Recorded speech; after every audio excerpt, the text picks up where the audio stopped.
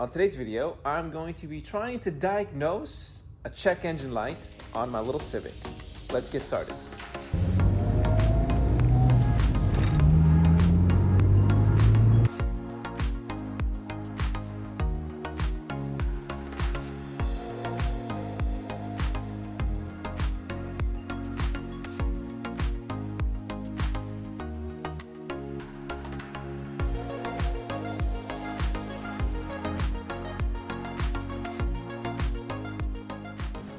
Alright guys, so let me catch you guys up on the little hatches problem here. So basically, a few days ago I got a check engine light, and the check engine light pretty much came with a little bit of a throttle issue. So after I managed to get the Civic home, I basically just went under the passenger side and pulled out the jumper harness and just basically jumped the cable so I can figure out what the code was.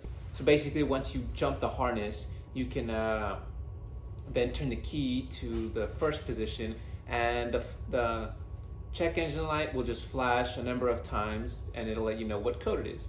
And I got code 9, which means it is a sensor in the distributor.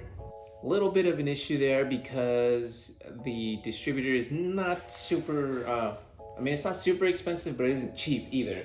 So I basically, worst case scenario, I had to replace the distributor. But the weird part is that today, trying to get the engine to warm up and get the code to come out again so I could show you, it wouldn't come out again. I drove it for 30-40 minutes.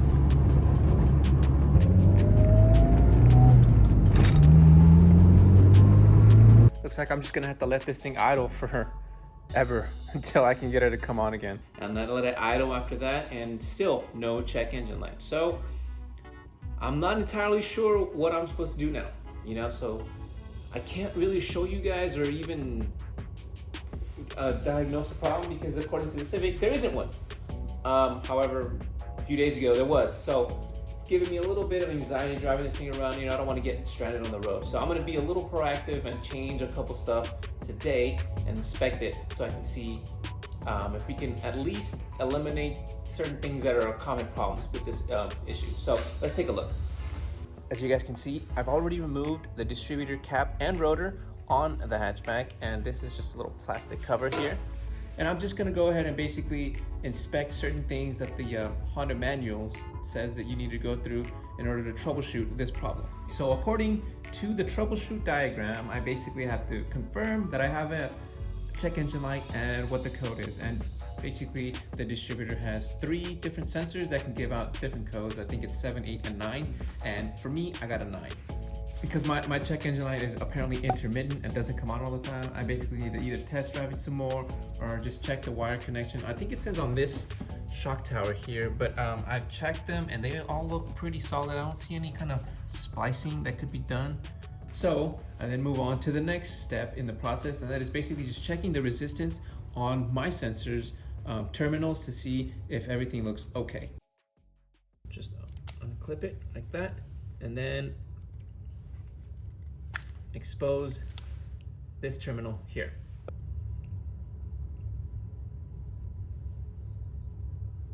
Now it is a little difficult because there's not really a spot to make sure that they stay on there, and as you guys can see, the tiny little metal prongs kind of wiggle around. So we're getting about 370 there. According to the Honda manual, that's pretty much what you're expected to get. I think it's between 350 and 700, but I'm not entirely sure. I'll put the actual number up on the screen there so you guys can see. So based on that, I'm gonna assume that the sensor's okay, but again, I'm not an expert in this, so I have my doubts about it.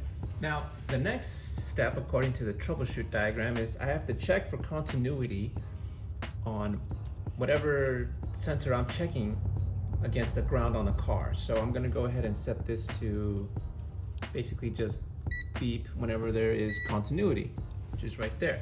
And basically this just checks that the circuit is closed. You guys can see it'll beep whenever the circuit is closed. So what I'm gonna do is I'm gonna go ahead and just put one on here. Now I'm not sure what color goes where, but I think it's this way. And then this one will go on a ground. Just checking against the engine ground. Check body harness. And that's nothing there. Let's move on to the next one.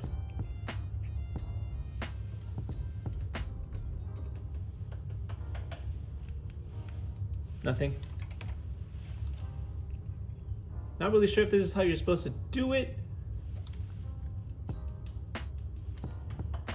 but I'm still getting nothing. Now, according to the diagram, it says if we check for continuity and there isn't any on our specific sensor, we can go ahead and plug the harness back in and check the ECU.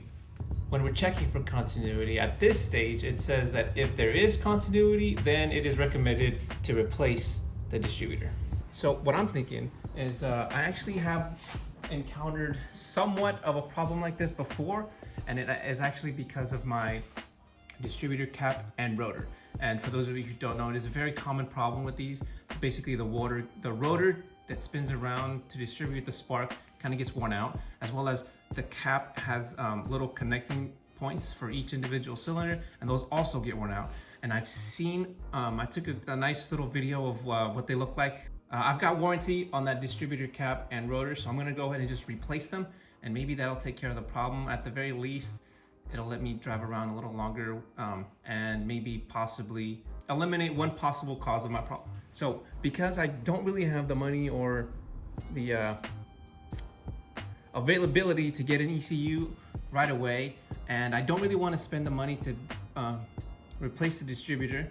Like I said, I don't have a check engine light anymore, and the car runs fine. So what I'm going to end up doing is I'm just going to replace the distributor cap and rotor and see if in the next few days the problem persists, or if I get the check engine light again, I will have to then move on to replacing the distributor, because like I said, the code says it's a sensor in the distributor, so I don't really think it'll be the ECU. Whoa. Is that oil? Oh man, I got oil in there. Do they all have it? Damn. That's not good. Let go. So it should be dry. Okay. I guess I'll just pick another set of seals up as well. Well, it looks like this is probably going to be part 1 of 2. I hope not, but I'm going to go ahead and just replace these seals as well as my cap and rotor, and we'll check back in a couple days to see if either of these problems persist, because that is not a good sign. I mean, it's like they decide to just take a crap on you right when you have plans for certain upgrades and stuff. That's when you gotta do maintenance costs. I mean, I guess that's not a lot.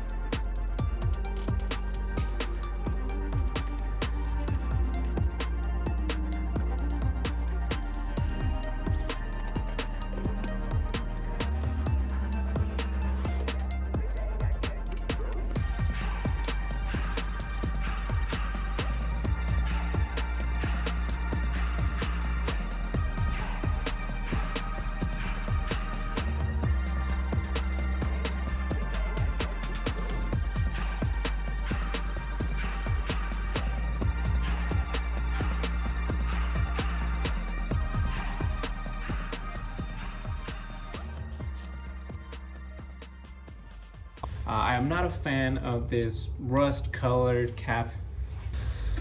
I had a gray one before that one I had a black one, and let me tell you, the previous one that I just switched out right now didn't last all that long. I'm hoping this takes care of my issue and my code 9 will no longer reappear on my dash. It's a pretty nice view, isn't it? So I'm out here just test driving the little Civic after replacing the cap and rotor, just because I wasn't too sure if I actually fixed the problem. I mean, I followed the proper protocol for testing the code 9 sensor, but I couldn't find an issue, and yet all I did was replace the cap and rotor. But I mean, if I had an issue with the code 9, I think the distributor would warrant replacing, right? And yet here I am a week after replacing the cap and rotor, and it's still working fine. So it's a real pain in the neck to try to figure out whether or not I can trust this little Civic or not. But it hasn't let me down yet, so I'm just gonna go ahead and pretend like I fixed the problem. Don't cross my path, little kitty. Not now. This Civic is barely hanging on. Okay guys, so it's been a couple of weeks since I actually had to deal with this whole code 9 issue. And when I was editing it, I wasn't sure if the issue would go away. So I held off on posting it. But after the first week, I believe, the check engine light would come on again, but I think it only came on like twice, and then it would just go away, and there were no issues with it while it was running. So now that it's been a couple of weeks and I have no other issues, I mean, I guess replacing the cap and rotor was a good idea. And I checked the cylinders as well. The seals are holding up pretty well. Like I said, I'm not an expert in this. I don't know if this is going to be a solution for every scenario out there. Obviously your guys' cars are different, but for me, I didn't want to dish out the like $300 for a new distributor, and replacing the cap and rotor is a very cheap, inexpensive option that I would go through first before trying to figure out if it's the distributor or if it's the ECU or any other expensive issue that it could be. I just wanted to go ahead and get that out of the way because, like I said, it's the simplest one that you could do without having to do too much. But like I said, it's only been 2 or 3 weeks, 2 weeks? 3 weeks, 3 weeks since the code 9 first appeared, 2 weeks since I replaced it. And no issues yet. So hopefully this lasts and I don't have to, replace the distributor later on. But hopefully this helps. Until next time, guys, take care and Goodspeed.